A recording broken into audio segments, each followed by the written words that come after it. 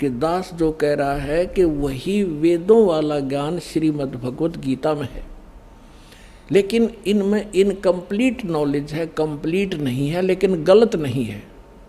और जो पुराण हैं, उपनिषद हैं, वो ज्ञान यदि इन दोनों शास्त्रों से मेल नहीं खाता है तो वो नकली है, झूठा है, वो शास्त्र विरुद्ध ज्ञान है। जैसे राधे राधे श्याम मिला दे, हरे कृष्ण हरे राम, ओम नमः शिवाय, ओम भगवते वासुदेव नमः, हरे एम नमः, हरेम रम, इस तरह की जो ना ऊट पटांग से जो मंत्र इन्होंने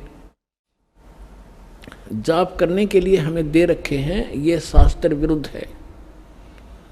ये मंत्र नहीं है मोक्ष के। ये मंत्र जो दास आपको बता रहा है, जैसे आपको प्रथम मंत्र दिया जाता है जिसमें सभी कमलों में बैठे ये प्रधान, क्योंकि हम इस शरीर में आके फंस गए और ये ब्रह्मांड समझो, एक पिंड समझो, एक अंड समझो, ये एक ही है। और हम इसे जब निकलेंगे, जब हम यहाँ से यहाँ के प्रधानों से जो हम सुविधाएं प्राप्त कर रहे हैं और हम ऋणी हो गए हैं, कर्जवान हो गए हैं, लोन हमारे पर गढ़ा हो गया कर्ज, तो हम इनसे बरी हो जाएंगे, तब हम चलेंगे। तो वो मंत्र भी उस सूक्ष्म वेद के अंदर, तत्व ज्ञान के अंदर वो मंत्र कंप्लीट लिखा हुआ है जो दास आपको देता है। उसके बाद फिर मंत्र है वो सतनाम। ये सतनाम मंत्र भी परमात्मा की वाणी में उस सूक्ष्म वेद में लिखा है, और जिन महापुरुषों ने परमात्मा पाया उन्होंने यही नाम जाप करा, लेकिन सार नाम की छींट भगवान ने लागण नहीं दी। और सार नाम दास भी आपको सार्वजनिक टीवी पर नहीं करेगा, और सतनाम तक आपको संकेत जरूर दूंगा ताकि आपको दृढ़ता आवे कि सचमुच ये है वो सतनाम जो आज तक ढोल पीटा करते, सतनाम सतनाम कराया करते, और इनको सतनाम का कख भी नहीं पता था। सतनाम है क्या चीज़, जो ठेका ले रहे थे सतनाम का, खास कर ये राधा स्वामी पंथ वाले, इनको खुद नहीं मालूम सतनाम सतलोक है, सचखंड है, के सांग है। तो पुण्यात्मा धीरे धीरे आपको पूरा कोर्स कराया जाएगा। नए बच्चे आते हैं, ये सामूहिक शिक्षा स्थल है, इसमें प्रथम कक्षा के बालक भी आते हैं, इसमें दूसरी कक्षा के भी हैं, इसमें 10वीं वाले भी हैं, इसमें PhD वाले भी हैं, और MA B.Ed वाले, BSc वाले भी हैं। तो उन सबके स्तर का थोड़ा थोड़ा ज्ञान इसमें सामूहिक बताया जाता है। तो जिसके जो स्तर का होगा उसको उतना ही ग्रहण हो जाएगा। अब आपको दिखाते हैं यजुर्वेद अध्याय नंबर 40 के मंत्र नंबर 15 को। इसमें भी यही कहा है, देखिएगा। और इसके अनुवादक हैं महर्षि दयानंद, प्रकाशक हैं सार्वदेशिक कार्य प्रतिनिधि सभा 2/5 महर्षि दयानंद भवन, रामलीला मैदान, नई दिल्ली से। और ये यहाँ से छपा है, Prince Offset Printers 1510 Pataudi House, Daryaganj, New Delhi से। अब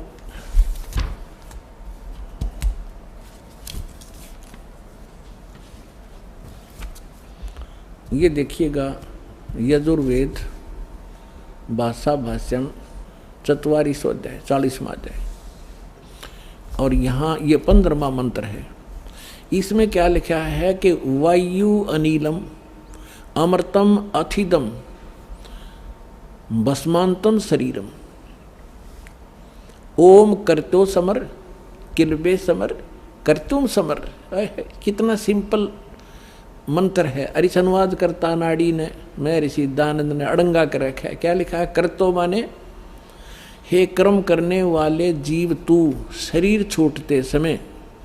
अब ये ओम मंत्र है ना, ओम, इसको क्योंकि इनका अनुवाद कर रहा है ये करतो, ये ओम ब्रैकेट में ले लिया।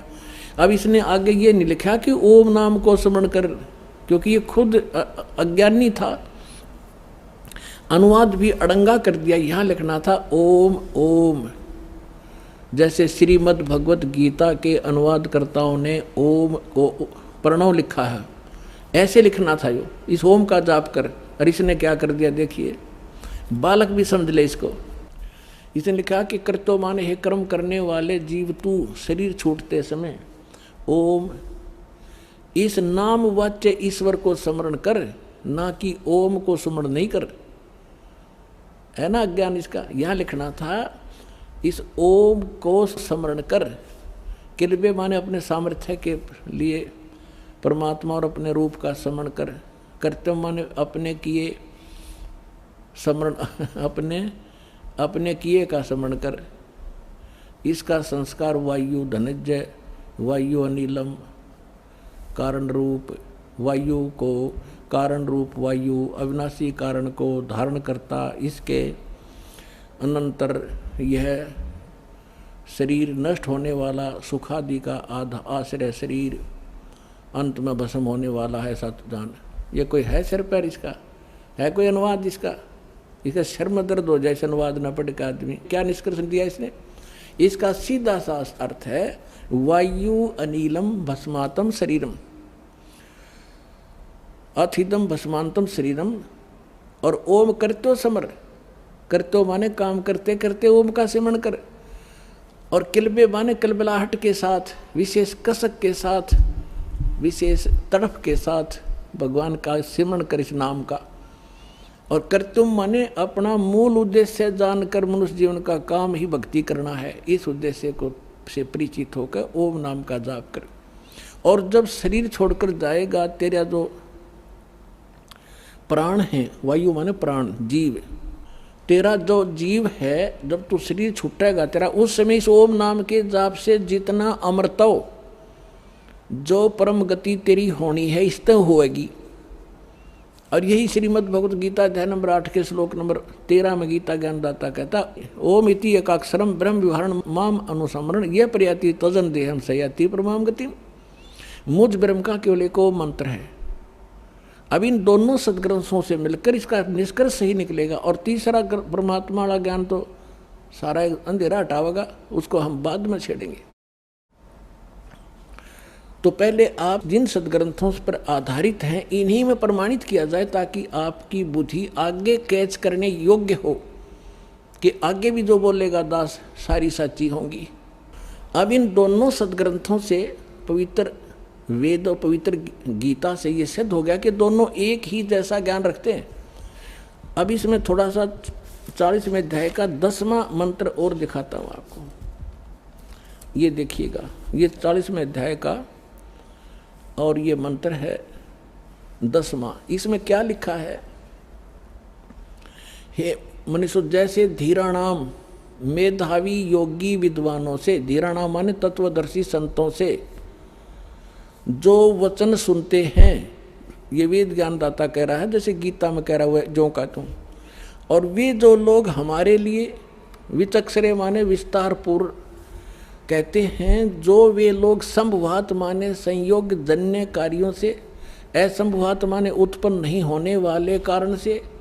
ये तो अटपट कर रहा था, इन्हें तो भांग का टूटा मार के और बैठ जाता, जो एंड बेंड अनुवाद कर दिया। मैं ऋषि मान्य रहे थे इसने। अब इसमें संभवात माने उत्पन्न होना, ये स्पष्ट है इन्हीं के शब्दों में। असंभवात माने उत्पन्न नहीं होने वाला, और संभवात माने जन्य यानी उत्पन्न होने वाला। संभवात माने उत्पन्न होने वाला। इसका सीधा सा अर्थ है कि कोई तो आहु माने कहते हैं, कोई तो कहते हैं कि परमात्मा उत्पन्न नहीं होता, और कोई कहते हैं कि परमात्मा उत्पन्न होता श्री राम और श्री कृष्ण रूप में। तो इसमें लिखा है कि जो वो धीराणाम माने मेधावी विद्वान तत्वदर्शी संत, जिनका ज्ञान टिकाऊ है, दृढ़ ज्ञान जिसके पास है सच्चा, वे जो वचन सुनाते हैं, हे मनुष्यों, जैसे हम लोग इन तत्वदर्शी संतों विद्वानों से जो वचन सुनते हैं और वो बताते हैं, वो लोग हमारे साथ विस्तार के साथ हमें बताते हैं, तो उनको सुनो, उनको तुम भी सुनो। यो गीता ज्ञानदाता कहता, जो वो बताना चाहते हैं उनको तुम भी सुनो। इसे सिद्ध है कि वेद में कंप्लीट ज्ञान नहीं है, जैसे गीता का ज्ञान है वैसा ही है। गीता अध्याय नंबर 4 के श्लोक नंबर 34 में कहा कि उस तत्व ज्ञान को जो सच्चिदानंदगण अपने मुख से बोलते हैं, वो तत्व ज्ञान है, उसको तत्वदर्शी संतों के पास जाकर समझ देखिएगा। अब श्रीमद् भगवत गीता उठा ली हमने, अध्याय नंबर 4 का और श्लोक नंबर 32 आपको दिखाते हैं।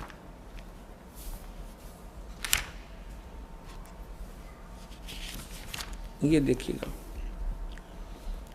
गीता अध्याय नंबर 4 का ये श्लोक नंबर 32 है। इसमें इन्होंने यहाँ गड़बड़ कर दी। इसमें एक ब्रह्मणे शब्द है, ब्रह्मणे, ब्रह्मणे मुखे। इन्होंने अनुवाद किया कि इस प्रकार और भी बहुत तरह के यज्ञ, यज्ञ माने यज्ञ यानी धार्मिक अनुष्ठान, इन्होंने ब्रह्मणे का अर्थ कर दिया वेद की वाणी में, मुखे माने वाणी में। यहाँ लिखना था सच्चिदानंद घन ब्रह्म परम अक्षर ब्रह्म ने जो अपने मुख कमल से बोली वाणी उसमें। अब ये ब्रह्म जहाँ ये विचलित हो गए वहाँ अनर्थ कर डाले इन्होंने, ब्रह्मणे का अर्थ यहाँ वेद लिख दिया। और यहाँ देखना 17वें अध्याय का भी आपने पढ़ा था, 17वें अध्याय का जो 23वें श्लोक में ये ब्रह्मणे शब्द है, यहाँ विचलित नहीं हुए। ये 17वें अध्याय का गीता, श्रीमद् भगवद गीता का ये 23वां श्लोक है। इसमें है ओम तत्सत निर्देश है ब्रह्मणे, ये ब्रह्मणे शब्द है, उसमें भी है त्रिविध समर्थ है। इसमें इन्होंने सही किया कि ओम ओम तत् सत सत, ऐसे ही 3 प्रकार का ब्रह्मणे माने सच्चिदानंद घन ब्रह्म यानी परम अक्षर ब्रह्म का नाम कहा है। ये परम अक्षर ब्रह्म सच्चिदानंद घन ब्रह्म यानी ब्रह्म से अन्य कोई ब्रह्म है। तो यहाँ इन्होंने ब्रह्मणे का अर्थ वेद की वाणी कर दिया। अब चौथे अध्याय का 32 में फिर आगे यहाँ लिखा है कि इस प्रकार और भी बहुत तरह के यज्ञ, यज्ञ माने धार्मिक अनुष्ठान, सच्चिदानंद घन ब्रह्म की वाणी, मुखे माने उसने अपने मुख कमल से बोली उस वाणी में, विस्तार से कहे गए हैं। उन सब को तू कर्म जान यानी काम करते करते, हठ योग से नहीं। जैसे अभी आपने यजुर्वेद अध्याय नंबर 40 के मंत्र 15 में पढ़ा, ओम करतु समर किलबे समर और करतुम समर। सूक्ष्म वेद में लिखा है नाम बैठत नाम उठत नाम सोवत जागवे, नाम खाते नाम पीते नाम सेती लागवे।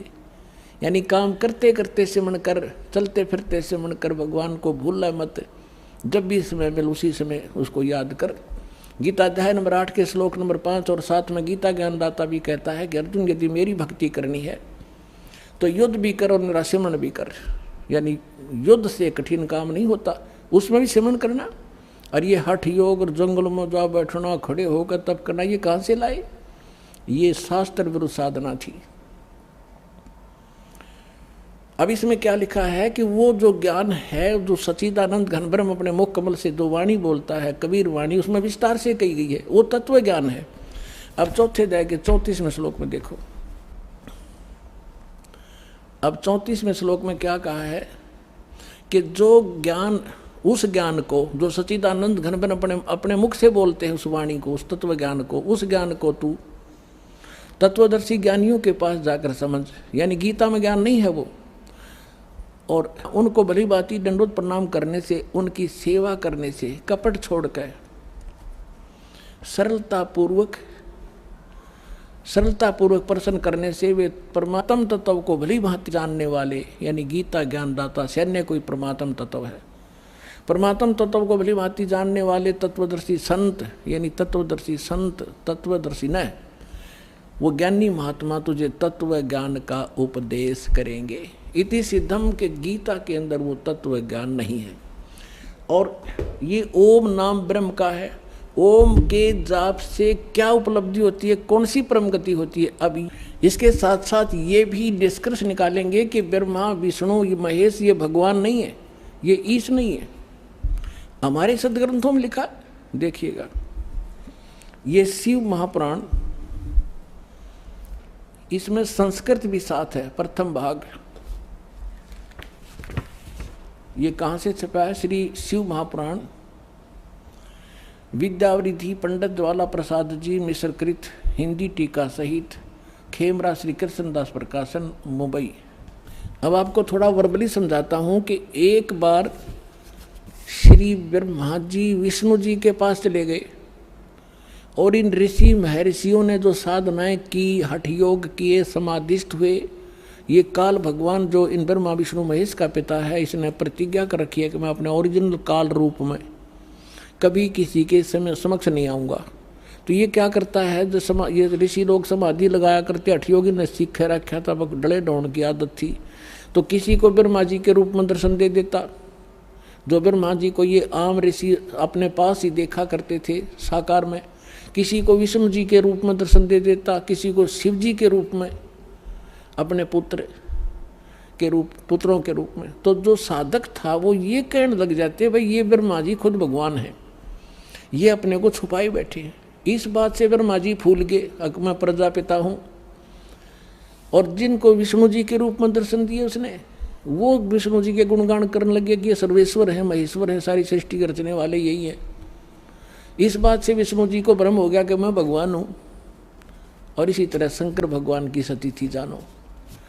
अब एक दिन ब्रह्मा जी चले गए विष्णु जी के पास। विष्णु जी अपने सारे नौकर नाकरों के पास आराम से लेटा था। यहाँ तो मान बढ़ाई भी तो बहुत बुरी है ना।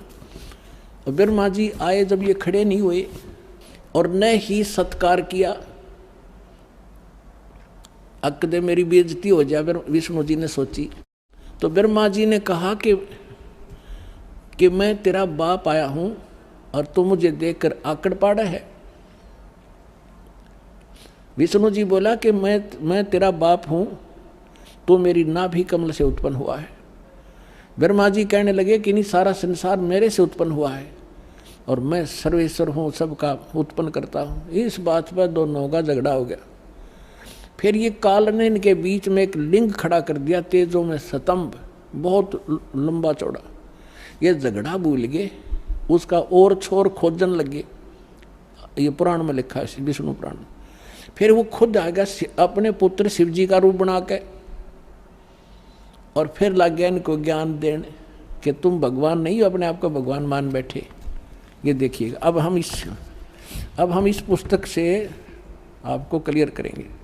श्री शिव महापुराण, विद्याविधि पंडित ज्वाला प्रसाद जी, मिश्रकृत हिंदी टीका सहित, खेमरा श्री कृष्णदास प्रकाशन, मुंबई। इसके ये देखिएगा, विद्वेश्वर संहिता है ये, 11 पृष्ठ पे विद्वेश्वर संहिता, अध्याय 6, भाग 1। इसमें लिखा है, नंदी केश्वर बोले, जो शंकर भगवान का वाहन है, नंदी केश्वर बोले कि हे योगेंद्र, आगे एक समय विष्णु भगवान शेष सैया पर अपने गरुड़ आदि पार्षदों से संयुक्त लक्ष्मी सहित शयन करते थे, लेटे हुए थे। उस समय ब्रह्म ज्ञानियों में श्रेष्ठ ब्रह्मा जी अपनी इच्छा से वहाँ आए। सब प्रकार से सुंदर सेज पर शयन करते हुए कमल लोचन विष्णु जी से पूछने लगे, तुम कौन हो जो मुझे देखकर अभिमानी पुरुष के समान शयन करते हो? हे वत्स, हे बेटा। ब्रह्मा जी बोले विष्णु जी से कहने लगे कि हे बेटा उठो, मैं तेरा जनक आया हूँ। हे वत्स उठो, देखो मैं तुम्हारा स्वामी आया हूँ। आए हुए गुरु को देखकर, गुरु माने बड़े को, जो अभिमान करता है उस द्रोही मूड का प्रायश्चित होना उचित है। यह सुनकर विष्णु जी के अंतर में तक क्रोध हुआ, अंदर तक घना गुस्सा हुआ, पर ऊपर तक शांत, लोग दिखावा शांत रहा, बाहर से शांत रहे और बोले कि वत्स, ए बेटा तुम्हारा मंगल हो, बैठो, इस आसन पर विराजो। इस समय तुम्हारा नेत्र कुटिल और मुख वक्र क्यों हो गया, यानी टेढ़ा मुंह क्यों कर रहा है, टेढ़ी आंख क्यों कर रहा है तू? आजा, बैठ जा बेटा। ब्रह्मा जी बोले, हे वत्स, हे बेटा विष्णु, तुमको समय के प्रभाव से अभिमान है। हे पुत्र, मैं तुम्हारा रक्षक और जगत का पिता हूँ। विष्णु जी बोले, ये सब जगत मुझ में स्थित है, तुम चोर के समान किस प्रकार अपना कहते हो?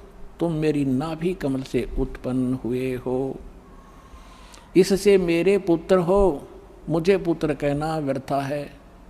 अब तो देखो पुण्यात्माओं, ये हमारे आचार्य शंकराचार्य, ये भी हमारे धर्मगुरु, इनकी पूजा करवाया करते। बालका तो भी कमजोर बुद्धि के व्यक्ति है। एक 4ठी कक्षा के बच्चे लड़ा कर आपस में, और फिर टीचर उनसे पूछता है क्यों झगड़ रहे थे, इधर आओ। वो उनमें से कहता जी ये यूँ बोला मैं तेरा बाप है। वो दूसरा कहता ना जी पहले यूँ बोला मैं तेरा बाप है, इसलिए लड़े थे हम एक दूसरे को यूँ पकड़ रहे थे। ये हमारे भगवान लड़े आपस में, वो कह मैं तेरा बाप, वो नो कह मैं तेरा बाप, तो मेरा बेटा।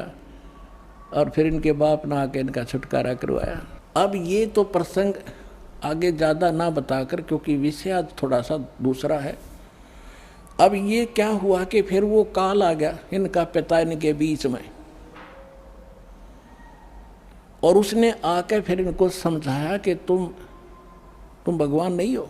देखिएगा और दिखाता हूँ थोड़ा, एक झलक और रहेगी थोड़ी सी। अब हम ये 11 पृष्ठ पढ़ रहे हैं विद्वेश्वर संहिता का। यहाँ आ गया नंदीकेश्वर बोले, यहाँ तक हमने पढ़ लिया कि इससे मेरे पुत्र हुए, मुझे पुत्र कहना व्यर्थ है। नंदीकेश्वर बोले इस प्रकार ब्रह्मा विष्णु दोनों ही रजोगुण से मुग्ध होकर विवाद करने लगे, लड़न लगे। मैं श्रेष्ठ हूँ, मैं स्वामी हूँ, ऐसा कहकर एक दूसरे को मारने की इच्छा से युद्ध करने में उत्सुक हुए। संपूर्ण देवता विमान में बैठकर उस महाअद्भुत युद्ध को देखने चले आए और आकाश में उनके ऊपर फूल बरसाने लगे। देख लो यहाँ के देवता, अरे थरा गजब। ये तो कटका मरने में तैयार हो रहे दोनों भाई, हर देवता ऊपर तो फूल बरसावे, कहाँ कर दो काम, मरो लड़के, शाबाश बहुत अच्छा काम कर रहे हो। ये थे हमारे जो हम जिनको ईष्ट और जिन ग्रंथों को हम सत्य मानकर पढ़ा करते। इसमें खाक ज्ञान है। दो भाई लड़ रहे हों तो भला पुरुष बीच में बढ़ा कर बचाव करा कर ना भाई नाश हो जाएगा, झगड़ा नहीं कराया करते। अरे देवता फूल बरसावे, खूब सारा युद्ध बढ़िया, लड़ो मरो कट कर, देखो कौन सा तगड़ा है। अब फिर जब ये खुद आ गया उनके बीच में खड़ा हो गया, स्तंभ खड़ा कर दिया, रविश अपने पुत्र शिवजी के रूप में खड़ा हुआ है काल। अब फिर ये क्या बताती है, देखिएगा 17 पृष्ठ पे विद्वेश्वर संहिता। अब 17 पृष्ठ पर आ गए हम। विद्वेश्वर संहिता भाग 1 अध्याय 9, वो 5 था।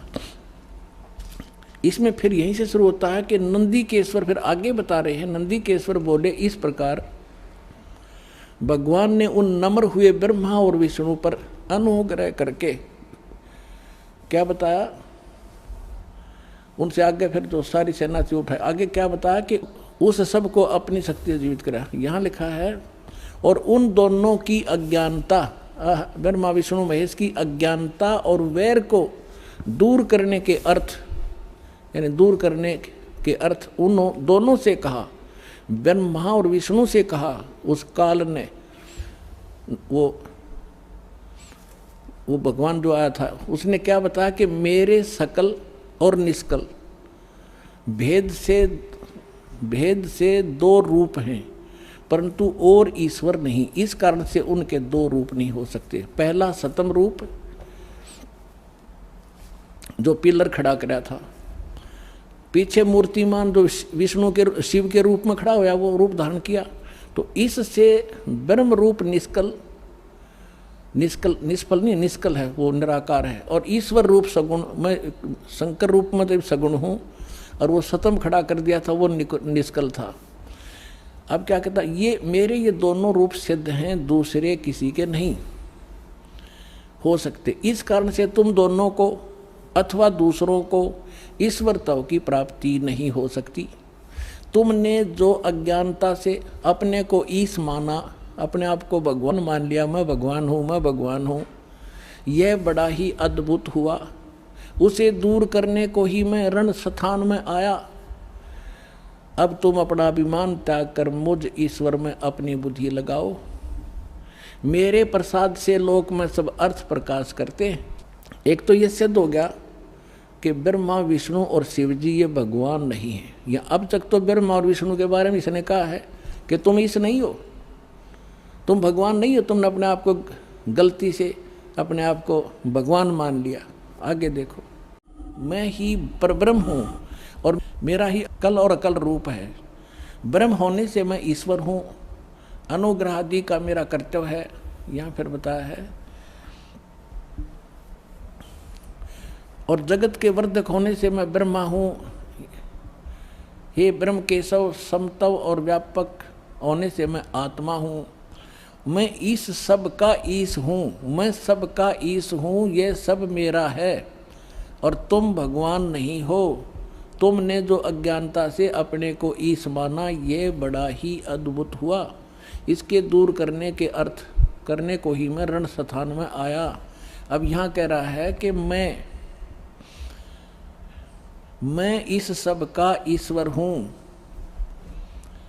और ये सब मेरा है, मेरे सिवाय किसी दूसरे का नहीं है। प्रथम तो ब्रह्म तव ज्ञान से के निमित्त निष्कल ब्रह्म का प्रादुर्भाव हुआ, यानी इसने खंभा खड़ा किया।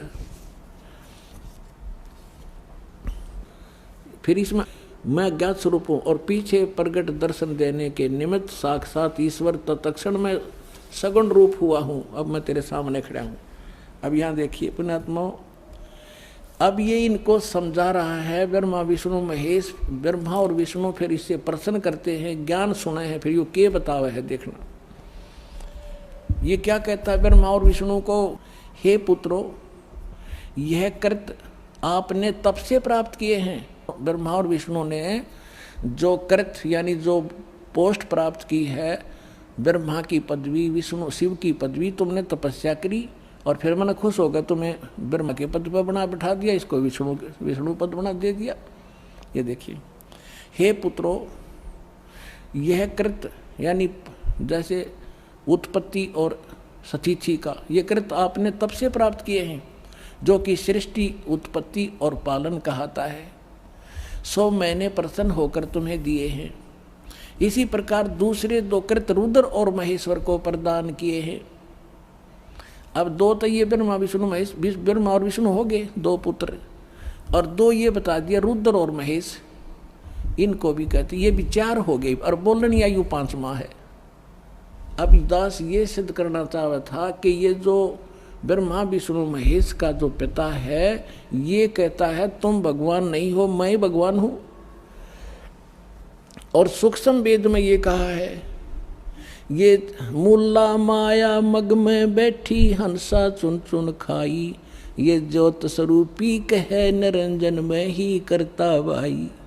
एक न करता दो न करता नौ ठहराए भाई, 10वां भी धुंधर में मिल जा सत कबीर दुहाई। अब क्या बताया है कि ये तो कह रहा तुम भगवान नहीं हो, मैं करता हूं।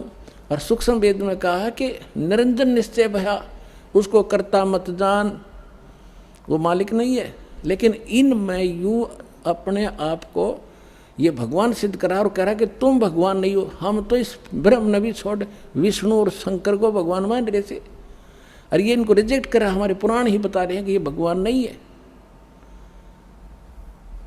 अब जो प्रश्न इसमें हम सिद्ध करना चाहो दास, क्योंकि आज का जो विषय है कि वो साधना कौन सी है जिससे मोक्ष होगा, और किस किस ने प्राप्त हुआ, और कहाँ प्रमाण है, इतनी सी बात है। फिर सारा सुलझ जाएगी कहानी।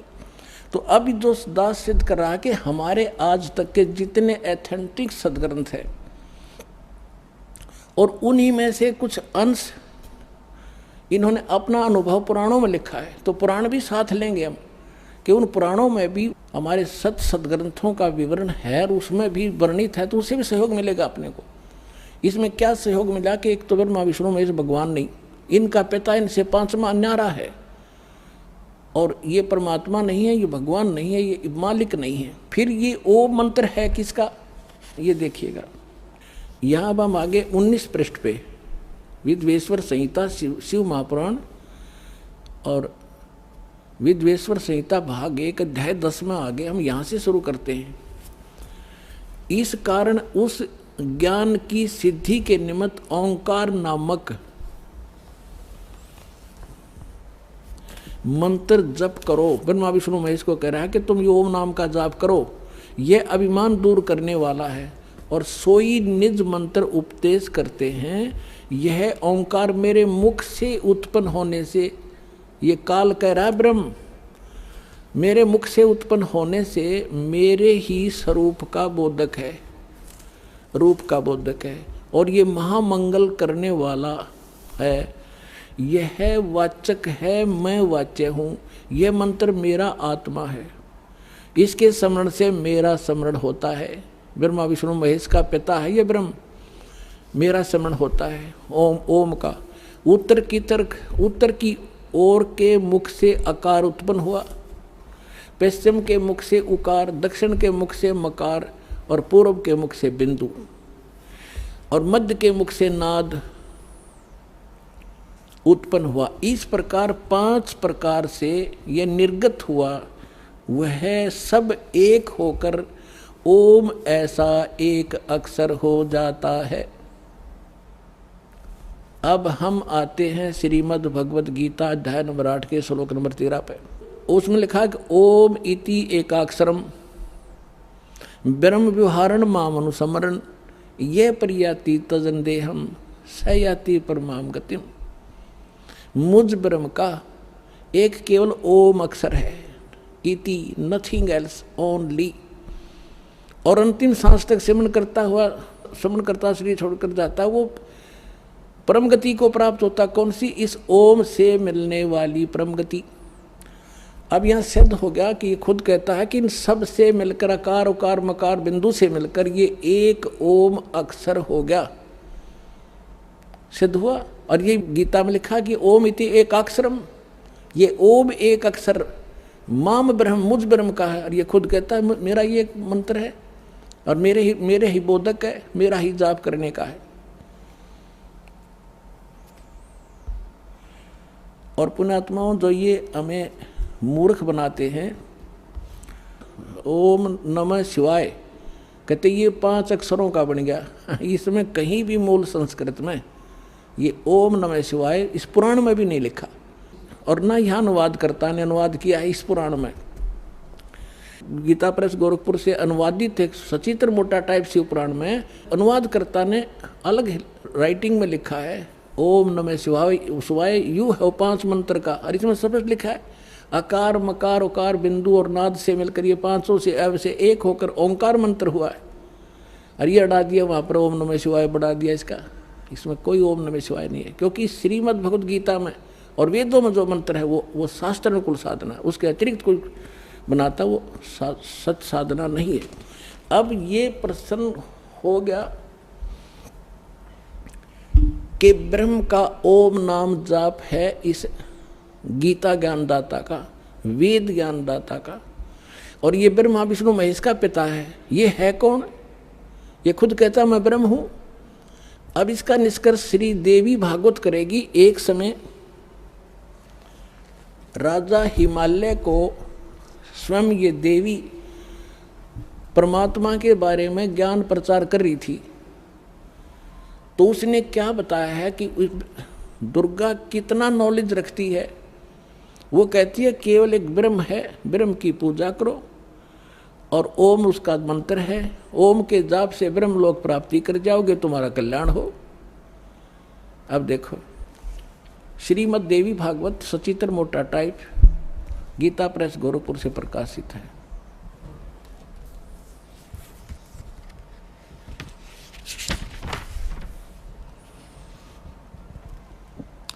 संपादक हनुमान प्रसाद पोदार, चिमनलाल गोस्वामी, और ये यहाँ से प्रकाशित है और मुद्रित है गीता प्रेस गोरखपुर से। इसके हम 562 पृष्ठ पर आपको ले चलते हैं।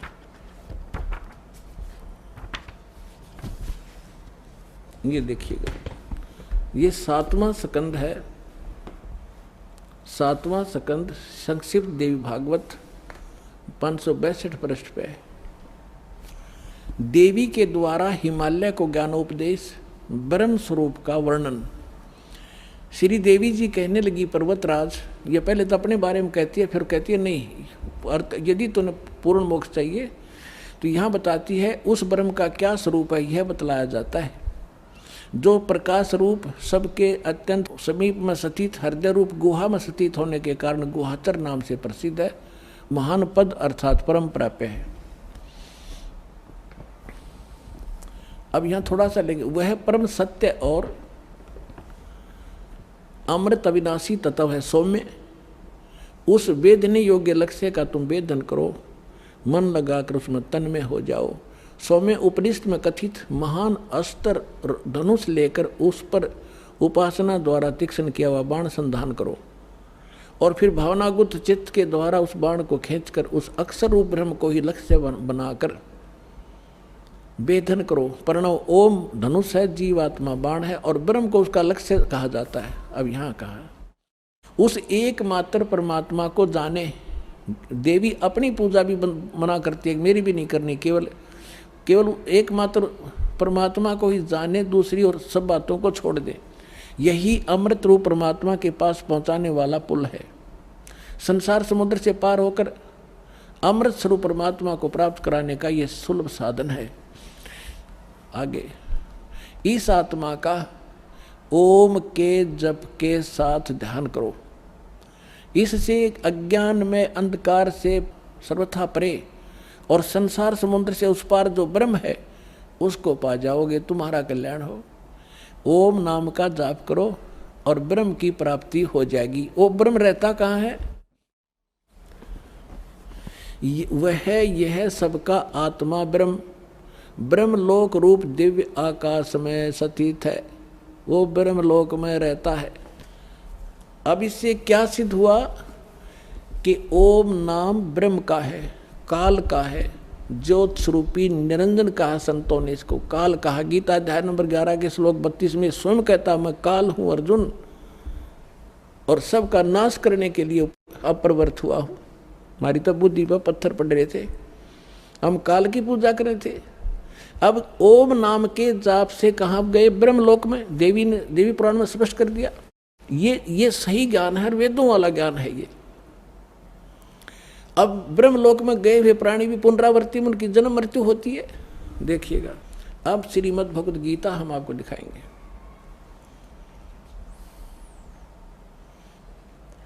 आठवें अध्याय का आपको 16वां मंत्र दिखाते हैं। 13वां मंत्र ये देखिएगा, ये है गीता श्रीमद् भगवद गीता अध्याय नंबर 8 का और श्लोक नंबर 13 नीचे।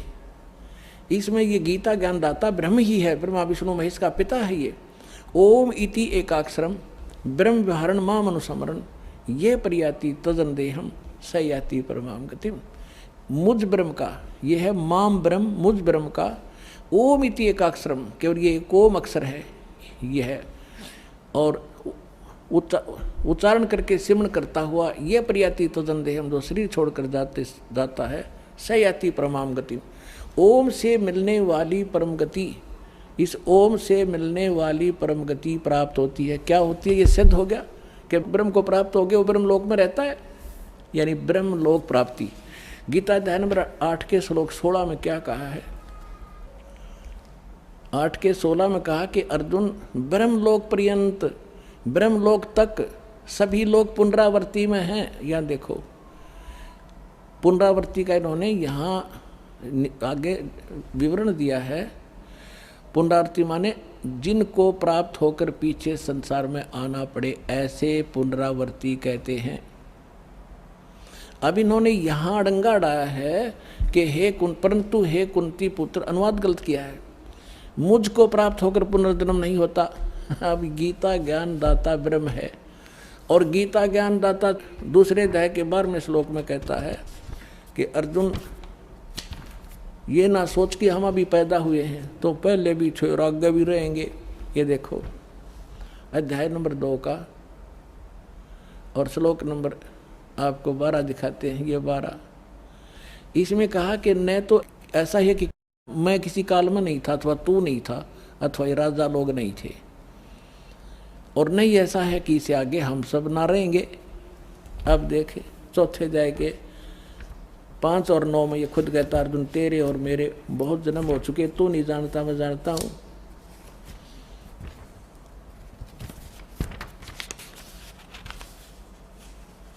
ये देखिएगा अध्याय नंबर 4 का और श्लोक नंबर श्रीमद् भगवद गीता श्लोक नंबर 5 में लिखा है। इसका अनुवाद यहाँ पर है। हे परंतम अर्जुन, मेरे और तेरे बहुत से जन्म हो चुके हैं, उन सबको तो नहीं जानता मैं जानता हूँ।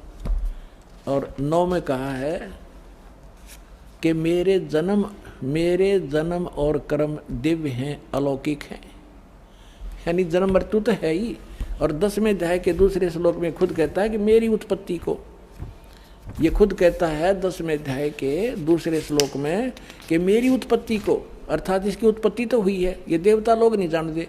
ये ब्रह्मा विष्णु महेश इसके पुत्र हैं। ब्रह्मा विष्णु महेश से सारा संसार आगे इस आकार में हम जन्मे हैं। तो ब्रह्मा विष्णु महेश अपने पिता की उत्पत्ति कैसे जानेगा और कैसे हम जान पाएंगे फिर अपने पिता की उत्पत्ति? तो दादा बतावेगा पिता की उत्पत्ति।